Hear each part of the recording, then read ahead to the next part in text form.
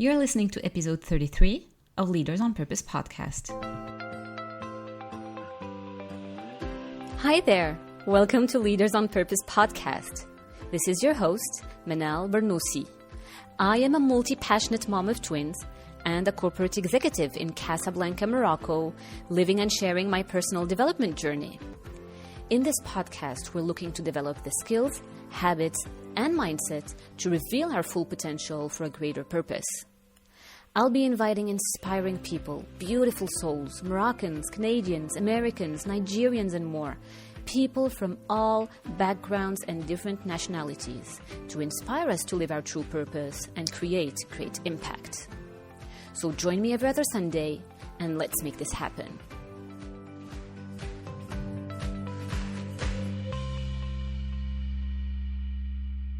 Hey everyone, and welcome back to Leaders on Purpose podcast. This is Manal speaking, and I'm so happy to finally press record on this episode, you guys. I promised to keep it real with you all. I am doing my best to stay on schedule and put out a new episode for you every other Sunday, but sometimes life decides otherwise, okay? That's just what it is. And so adjusting to this new entrepreneurial journey is something that I'm still working on. It is part of the unfolding journey and the lifelong learning journey that I've committed to. It is a process, definitely a process. Finding the right balance is a process. And so I'm just sharing with you how I'm coping with that right now. Commitment and consistency are both super important values for me. They have always been, and I can hear that voice beating me up for not keeping on schedule. I acknowledge that voice. But at the same time, I also remind myself that I just launched a business that requires my full attention, time, and focus. That I am a mom of twins, a wife, a friend, a daughter, and all of those roles are really important to me. Does that mean that I'm less serious about my podcast? Absolutely not. I love creating content and sharing it with you. I love documenting all of this.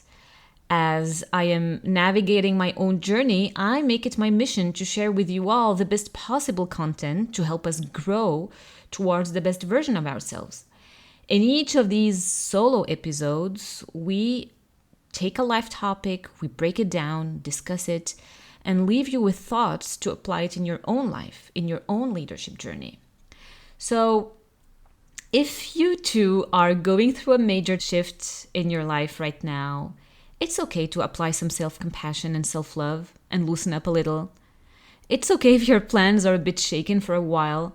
That does not make you less committed, okay? It makes you more human, because life is about trade-offs every single moment and every single day.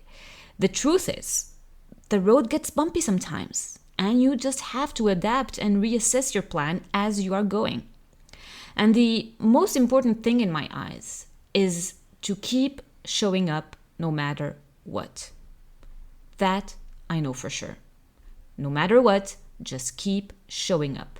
That will get you a little bit closer to your goals and to your dreams. And so, although the notification did not pop up on your phone for 2 Sundays, here I am this Sunday, grateful that you're here with me. So much to share, so much to dive into. And if you did not hit that notification bell yet, please do so right now. Click subscribe and go leave a comment and a review on Apple Podcasts and Spotify if you like this type of content. That makes a huge difference to keep the podcast growing, and it means the world to me. So today we'll be talking about the power of gratitude. I feel it's almost weird that I haven't addressed this topic on my podcast already. Gratitude is such a huge part of my life and practice. And so I really poured my heart into this episode. The word gratitude is one of those words that are overused, especially in cultures like ours, where we find ourselves using it automatically almost for each interaction. How are you doing this morning? Oh, I feel grateful I'm doing well. But in reality, it is much deeper than that. It's beyond surface appreciation. When practiced correctly, gratitude can change everything about how we move through this world. It changes our outlook, it changes our personal energetic force field that we put out into the world, into our family, into our homes, or anyone we come across with. Yes, we often use it when everything feels well, but it has the most powerful impact if you use it when everything feels like falling apart. When you can sit and be grateful in the sorrow, when you can be grateful in the crisis, when the biggest challenge in your life has just showed up and you still can find something within yourself to be grateful for. That's when it becomes the real deal. Because we can all just practice gratitude and be like, oh, I just spent my holidays on a beautiful island, or I just had the best massage today, and I'm so grateful for that. So when you just treated yourself to a nice massage or some ice cream and you're feeling grateful, that's wonderful. You're underlining the positive, and that's great.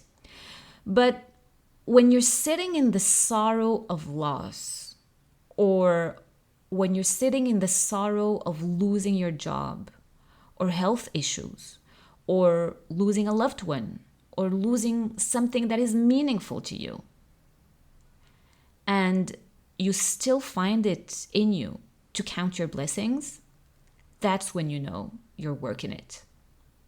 That's when you know you're growing the gratitude muscle. It changes your personal vibration. It changes the energy that you're putting out to the world, which in turn changes the energy that is coming back to you. So that's what we'll be talking about today. How to practice gratitude when things get tough, when things are not going the way you expect them to be. How do we practice gratitude when you are constantly challenged or triggered? And there's a big holiday approaching here in Morocco, and summer holidays are approaching for many of us in the Northern Hemisphere. Chances are you'll be spending more time with your family or friends. You're excited and kind of worried at the same time. You want to be there for your family, your friends. You want to take it all in. And yet there's this other challenge, which is there are all these stresses and triggers around us. And we are all born with a 2 million-year-old brain, a brain that is always trying to protect us from something wrong, a brain that is constantly looking for what is wrong. And of course, what is wrong is always available. There is always something to be frustrated about, something to be concerned about, something to be stressed about, and something to be worried about. But you know what? I love this quote by Tony Robbins that goes, "What is wrong is always available, but so is what is right." It's there and available too. So where do you spend the most of your time? Are you focusing on what's missing, or are you focusing on what you have? An achiever audience, which most of my audience is, 80-90% are focused on what is missing. Now, don't get me wrong. In business, focusing on what is missing and solving it is such a valuable tool. But if we train our brain so that all of the time we're constantly looking for what is missing, what is wrong, what is challenging, how are we ever going to sustain happiness, joy, or fulfillment? Each time I tackle a new topic in one of my solo episodes, I like to go see what the science has to say about it. And just like my research around vulnerability led me to Brené Brown, go check that episode if you haven't already. It's one of my favorites, The Power of Vulnerability. Well, when you start to do the research around gratitude, all roads lead to Professor Robert Emmons. He's a psychologist and a professor at the University of California, Davis. He researches gratitude. That's what he's known for.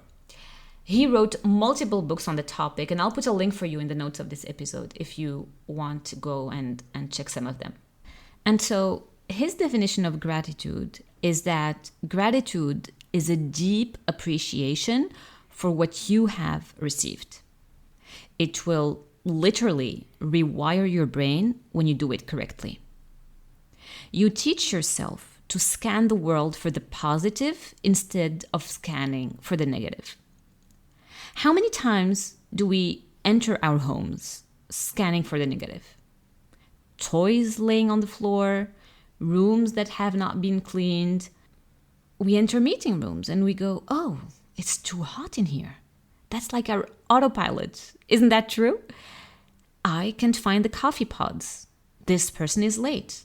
That person is on her phone. She's not paying attention to what I'm saying, right? You could have the entire room nodding their head and listening to what you are saying. Your focus will be on that one person who is not, right? Our 2 million-old brain is designed to protect us. It is not designed to make us happy.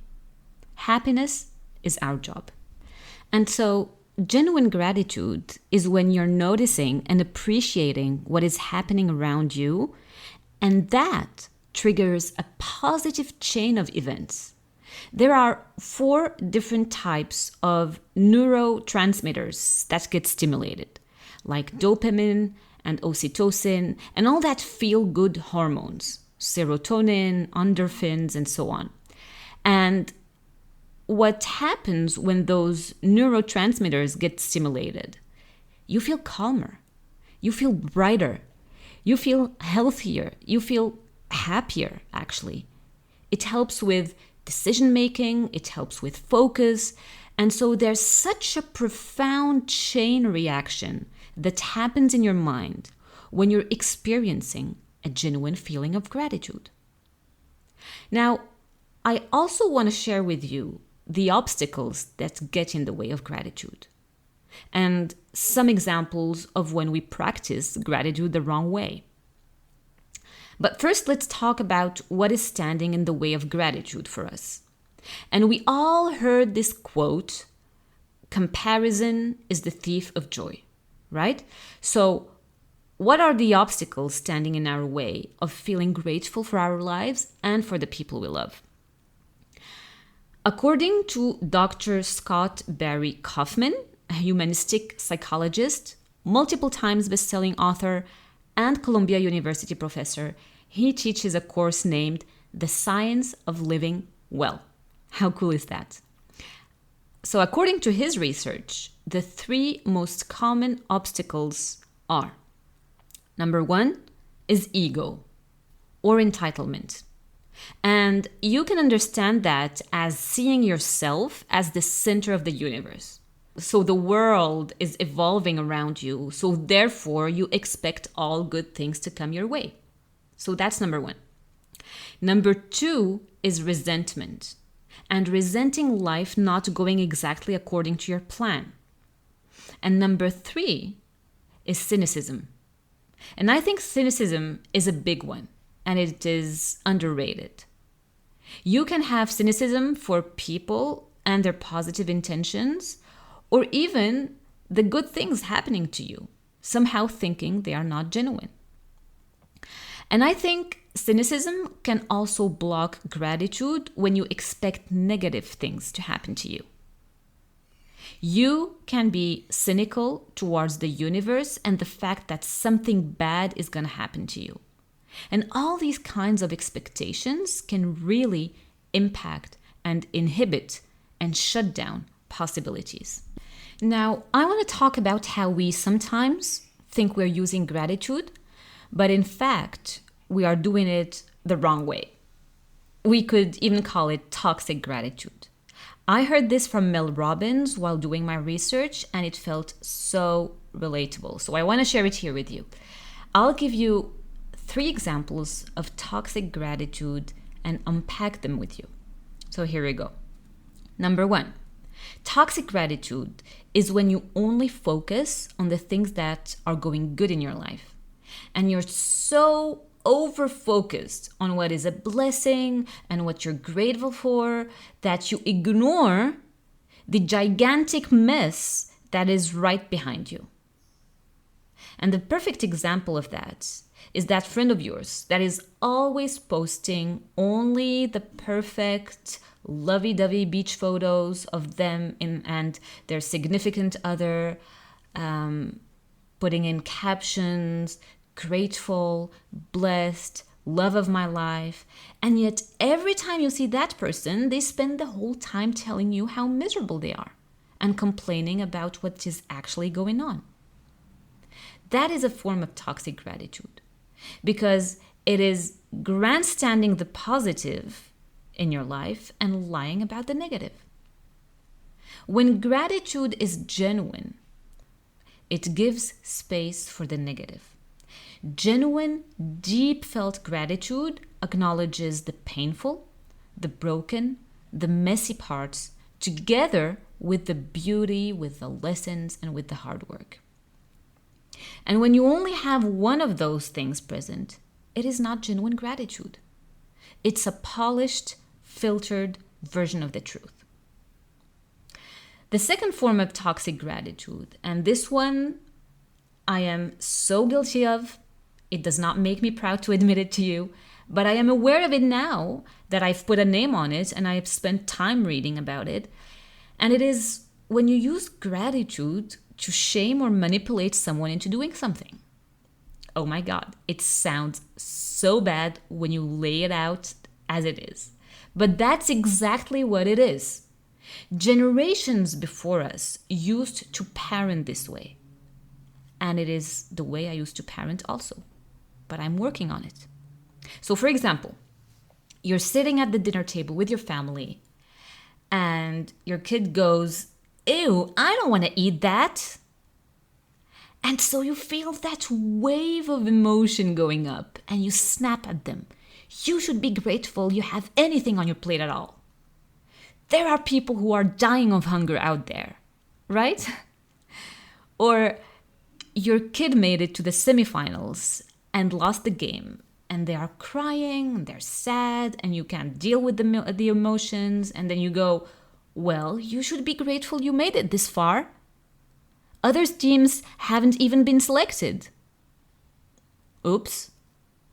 Let's not use gratitude in a way to blame somebody, to shame somebody, or to guilt somebody. That is wrong. We know it's wrong. I know it's wrong. And we still do it. Why? Because that's how everybody parented for a long time. Forcing a positive perspective is not doing any good. Now, how can that be applicable in the context of work?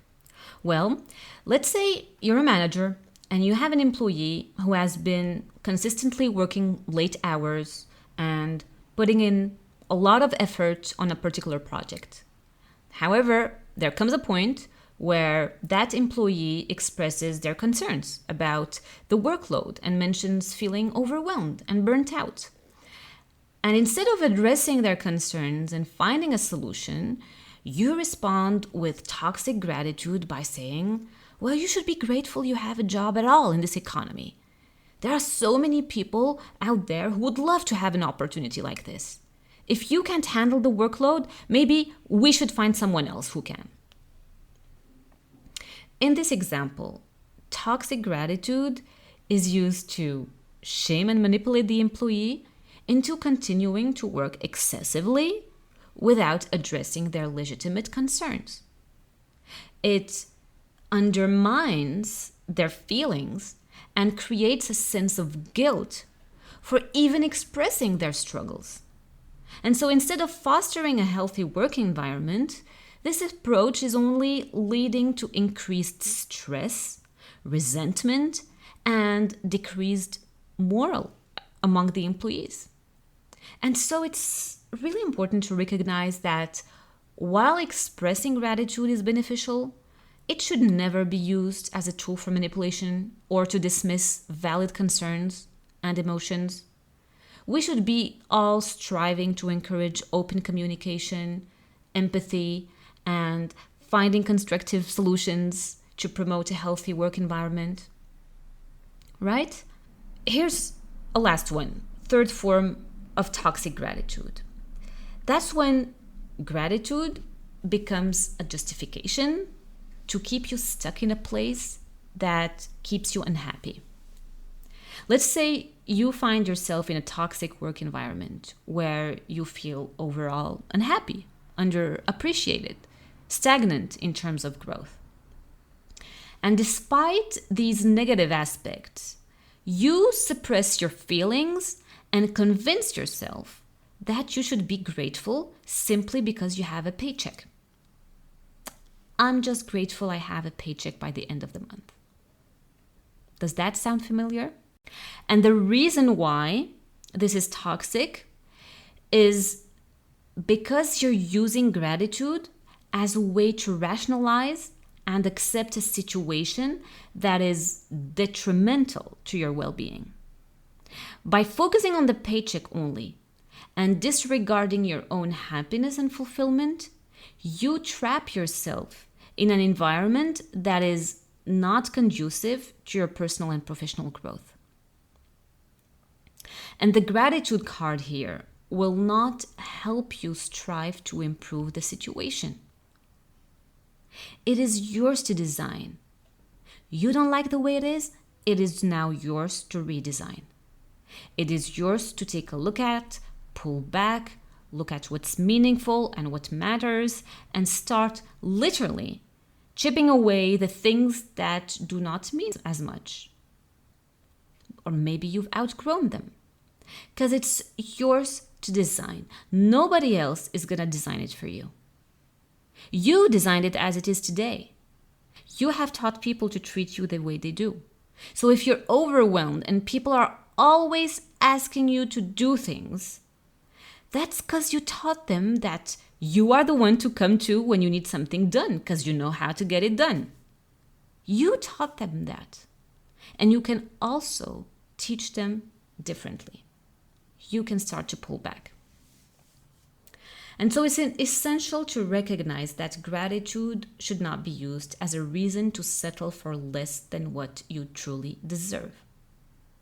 Let's not use gratitude as a way to justify that we are lowering our standards. Now, here's how we can change this. If you find yourself saying, well, I'm just grateful that I have this. I'm just grateful that I have that. But you don't like what you have. You are shaming yourself into staying. Try to add in the truth and say, I am grateful that I have the stability of a paycheck and I deserve to work in a place where I feel appreciated. So I'm going to start looking for a job. Do you see how that feels differently?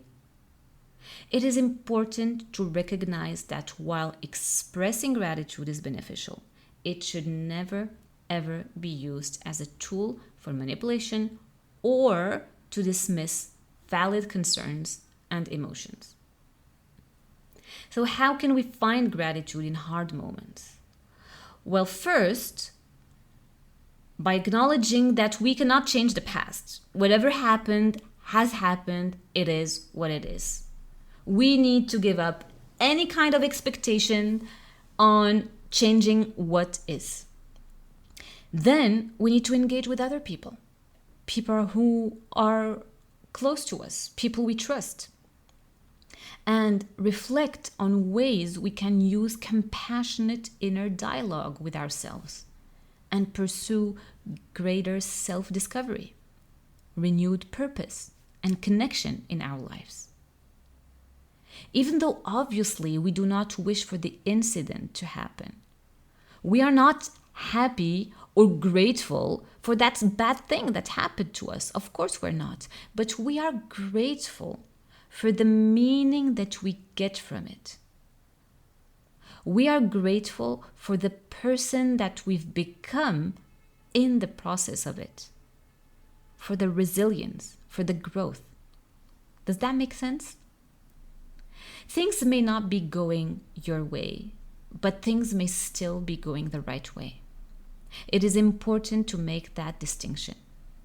So I just want to offer that as a way to think differently about the challenging situation that you're currently facing.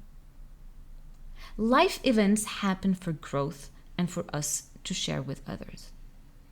What we want to do is to get to the point where we can have a vision for ourselves and let that vision go. What we really want to do is to live in the surrendered space. And surrender does not mean giving up. Surrender means I have now done everything that I can do, and now I offer it to that which is bigger and greater than myself. And then the thing that is supposed to show up for you will show up at the right timing. We may have our own plans, but God, the universe, the life forces, however you call it, may have even greater plans for us.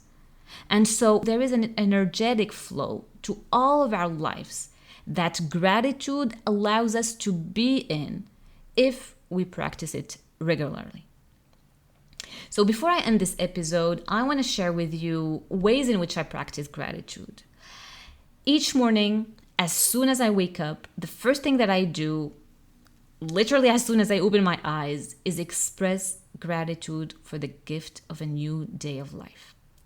It's a new opportunity to do it right, to be with the people I love, and to get closer to my dreams.